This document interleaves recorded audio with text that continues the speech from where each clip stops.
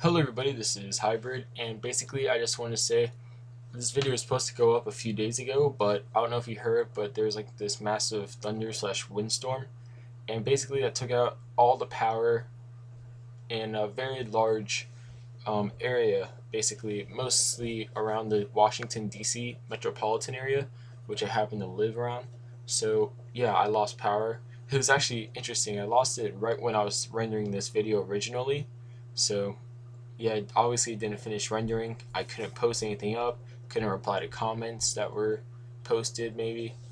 So yeah, I just wanted to say that's why I haven't posted any videos. And my Amazing Spider-Man review though of the game will be coming out this afternoon still as planned, even though it was supposed to come out a few days ago. So yeah, just sorry about that. Now this video is kind of odd because everybody's gonna be like, wait, but this was a few days ago. But that's just the reason why. So without further ado, I guess I get started with my top five animated comic book shows, and yeah, let's begin. All right, so first off, we have Spectacular Spider-Man, and this is by far my favorite animated show for comic books ever, really, that I can think of. Because, yes, it took some liberties with their characters, but the liberties they took with the characters still, as a whole, stayed true to the character. Like, Venom stayed true to himself, the Green Goblin stayed true to himself. I never really felt that, basically the show was going off track with what it was doing. It stayed with the source material, and it shows it various times, actually. And it was a very smart show as well. And by smart, I mean the fact that if you look at the episode where Spider-Man gets the Venom suit, at first it's like Spider-Man 3, where it's just basically a black overlay, you could say, of the red and blue, but the pattern of the webbing is still there and the spider's still there, etc. But over time, I guess to show that the suit's gaining influence on him, it slowly turns to be more like the Venom suit. So by the time he actually takes off the suit in the show, it's very similar to what Venom's suit appears to be. So just little things like that I appreciate, and the fact that, and there's actually a YouTube video about this, which I will put the link down below, I think, with. And basically what it does is it points out in Spectacular Spider-Man how, like, every time the creators purposely had a scene in the show resemble a, I guess you could say, a very important comic book panel or cover. Example being, oh, and this goes with another thing I like, which is the whole master planner thing. I really did enjoy the fact that they did a whole season basically for the master planner. To me, that was like a dream come true because I really do enjoy that kind of saga for Spider-Man. But yeah, they had basically the scene where there was a ton of debris and rubble basically on top of Spider-Man, and he didn't think he'd be able to, I guess you could say, lift it, but eventually he does, out of sheer will, because in the comics he had to give a antidote or a cure, you could say, to Aunt May, but in the show he had to obviously save Gwen Stacy, which is another reason I really like this show, because a lot of people tend to forget nowadays that Gwen Stacy, and I'm really happy that the Amazing Spider-Man show or series, not series, sorry, movie coming out soon will be having this, is because a lot of people forget Gwen Stacy was really Peter's first love, you could say. Like, to me, she, if it weren't for her dying, it'd be her and not Mary Jane nowadays. But except for they did mess her up with the whole Norman Osborn thing. I thought that was stupid. Wish they never did that. But yeah, I did enjoy how, they had Gwen Stacy in the show from the start as his main love interest. They made sure that they were somewhat equals smart wise, which they were in the comics. And then beyond that fact, when they did introduce Mary Jane, it wasn't Mary Jane right away. So I feel if they continued the show, maybe Gwen would have died, and then from there, Peter would have went on to developing a relationship with Mary Jane like he did in the comics. So yeah, it's just things like that. And I know they did blend some of the Ultimate stuff with the Amazing, or not Amazing, yeah, with the Amazing Spider-Man comics. But even then, the way they blended it all in, it seemed like it went together seamlessly. So overall, the show it's just a brilliant show. It got critical acclaim essentially from basically everywhere. No one that I know of disliked it, which really begs the question: why would Marvel cancel this show? So yeah, like I heard a few rumors that maybe it was because Sony gave the rights back to Marvel, or because Disney wanted a show that was more kid related, which they certainly got with Spectacular, or not Spectacular, but Ultimate Spider-Man. But yeah, it's just overall, the show's just great, which is why it's number one on my list. And if you've never seen this show, go see it. I'm pretty sure every episode is posted on YouTube by now, because the fan base for this show is very vocal and they want to make sure everybody sees the show. So yeah, this is Hybrid, and check out the show if you haven't. And this is my number one show. Number two on my list is Justice League Unlimited, and this is the sequel series to Justice League, which was very well done, by the way. And it's number two on my list because, well, it not only blended in all of the DC animated universe series, being Superman the animated series, Batman the animated series, Batman the new animated series, and basically that's about it. Oh, it also blended in Batman Beyond, which I do like a lot, and the show Static Shock.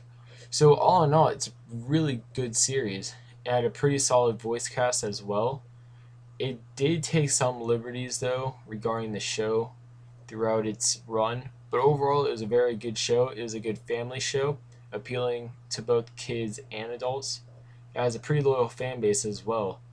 But one thing I really liked about it was the fact that when they had a character appear on the show, they were essentially, they didn't mess really with the character's abilities that much.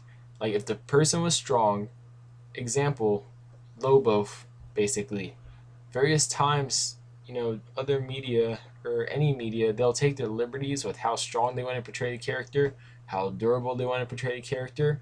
While on this show, I thought they were pretty faithful with him, which is usually, messed up. Same thing with Superman and Batman and Flash, all of those characters. I just feel like this show really nailed them. Similar to how I feel Spectacular Spider-Man essentially nailed Spider-Man and his essence. So that being said, that's why Justice League Unlimited is number two. So the next show, for number three at least, is Young Justice, and it's season 2 show Young Justice Invasion. I just put Young Justice Invasion because they changed the title, but it really means both series or both seasons. So that's why I have a poster from both seasons up there. So yeah, let me explain why. So actually, I'm not really surprised. I like the show so much. The person behind this show was also behind Spectacular Spider-Man. So obviously, this guy knows his comics. But anyways, back to why I like the show. It has a very good voice cast, very good writing. Essentially, it has great action scenes, but it also blends in at times, drama, and it just all goes together so well. I just don't like DC's really on a roll with their animated films and TV shows, and this is to me like with this and Justice League, it's like the peak that you get from DC right now. So it's actually currently still on. They're in their mid-season break currently though, so you have to wait until the fall to see it, sadly. But you can still watch the other episodes probably online. But yeah, it's a good show. I did a few reviews of it as well, and just honestly, every character is a unique character. I don't feel at all really that characters are basically getting overplayed or not overplayed but disrespected, essentially. Also, the show is set in an alternate universe, which gives the creators a lot of freedom, really. So with that being said, this show is number 3 because of those reasons. And if you need any more reasons yourself, watch the show, and basically you'll love the show. So without further ado, I'll get to number 4. Number 4 on my list is The Avengers, Earth's Mightiest Heroes, and I really did like this show. It's number 4, and the reason why is because it's just a great show. They take a lot of things that usually aren't portrayed for the Avengers and other media, like King the Conqueror, for example. I had a few people ask me who he was and what he was about, and then the Wasp, a lot of people don't know who she is as well. Ant-Man, surprisingly, a lot of people don't know about. So I'm really happy they did this show, and I'm actually happy with the way they did this show. Like, they take their time with their plots. They don't rush things. They make sure that basically if you don't understand the character, they pretty much spell everything out for you, which is pretty good. I also like how they explore different things about characters. For example, like Thor, for example. I like how they had some Asgard related things in there. They had a episode Beta Ray Bill that I really enjoyed. I also like the fact that with the characters themselves, they tend to stay fairly true to the characters with the comics. At least to my opinion, they do. And also, I like the fact that basically, even though the show is being canceled, and I know a lot of people aren't watching it anymore, this is to me one of those shows that, honestly, in my own vision, would have continued on for a very long time, just out of the sheer fact that the writers are really good writers, and that honestly, besides the writers, just the way they handle the characters, just to me, is great, because everything from the fact that how they have Iron Man and Shield kind of colliding all the time about different things that like they do in the comics. The way they have the Hulk portrayed, very similar to the comics, where he really just wants to be left alone. But Bruce Banner thinks that, or at least not current Bruce Banner, but a while back Bruce Banner thought that maybe the Hulk would be, I guess, kind of he could be something for the better in the world, you could say. So yeah, just things like that I really enjoyed. I'm sad though it got canceled. I was really hoping before it got canceled it might be able to maybe have Thanos in there and Infinity Gauntlet, since they did have Guardians of the Galaxy. So it's just it sucks it got canceled, but it did, and even though it did, it's still number 4 on my list. So I guess we should get to number 5. Okay, so number 5 on my list is Wolverine the X-Men, and the reason why is because of the fact that it essentially stays with the characters. Like, I did enjoy the fact that we had, I guess, Steve Blum as Wolverine, and if you didn't know this, actually Wolverine and X-Men, of the Avengers, Earth's Mightiest Heroes, and the Hulk versus films are all in the same universe. If you don't believe me, Christopher Yost confirmed it, as he is basically the head story person behind all 3 of those, slash 4 if you count the Hulk versus as 2 different, I guess, films. But yeah, going back to why this is number 5 on my list, I really enjoyed it. Like, sure, at times it went off with things we might have not really gone with in comics, like the way Cyclops was, but overall I still really enjoyed the show. I thought they did a great job with it personally, writing wise at least. I like how, like the other shows I've mentioned, they take their time with the plots. They don't rush things through. I felt they treat villains with quite a bit of respect that shows usually don't do, as they have a hero like defeat some big time villain in one episode as if it was a piece of cake, when really it should be 2 or 3. But also with the fact, I do like how they took some creative liberties with their characters as well, and I think it worked how they did it. I enjoyed the fact that it also explored a currently not so explored area, which was basically the X-Men being disbanded and Wolverine actually being the one who gets them all together. Because usually you think Wolverine would be kind of the lone type of character, while in this show he's more of a mentor slash, we really need to get everything together type of role. So I enjoyed seeing that kind of side of Wolverine, which we usually don't see. I also did enjoy, though, the whole fact that, you know, honestly, we got to see parts of the X-Men universe, you could say, that we usually don't see. Like Genosha, for example. Or maybe, the fact that Magneto is not always evil. He does have a somewhat good side to him. So it's just like things like that I really did enjoy. And I hope they, well, obviously the show is canceled, which was, if you haven't heard about this as a Marvel animation fan, I'm very surprised, because I think this might have one of the most loyal slash vocal fan bases out there when you think about it. But yeah, overall, I think it's a great show. To kind of wrap everything up, I guess I'll do my conclusion now. So to really conclude everything, all I want to say is, you know, both DC and Marvel have had some pretty great animation shows since 2001. As I don't know if you could tell by the title or description, but that's what this video is about basically. My top five animated comic book shows since 2000.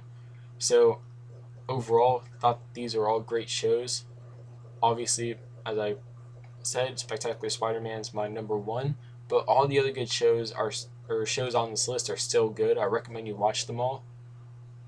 Hopefully Marvel stops canceling all the great shows they actually have gotten in favor of more kid-related shows. And I don't know if that's just responsible, or I guess I don't know if this is Disney's doing basically, because I do know a lot of people, including myself, are worried Disney might pull something like this where all their shows will become kiddie-like and not basically more family genre, like the Justice League, for example, or Spectacular Spider-Man has been. So really, besides that fact, I just want to leave off with saying I hope you enjoyed the video. I'm, I guess, my 100th video celebration part 3 finale thing, and I'll be doing my Amazing Spider-Man review later on this afternoon. So if you haven't seen a review for that or would like to see my kind of view on it, because I most likely will be going pretty deep into it, check that out. And this is Hybrid. If you haven't subscribed, please subscribe. Comment on the video with your opinions and like it if you liked it. So yeah, see ya.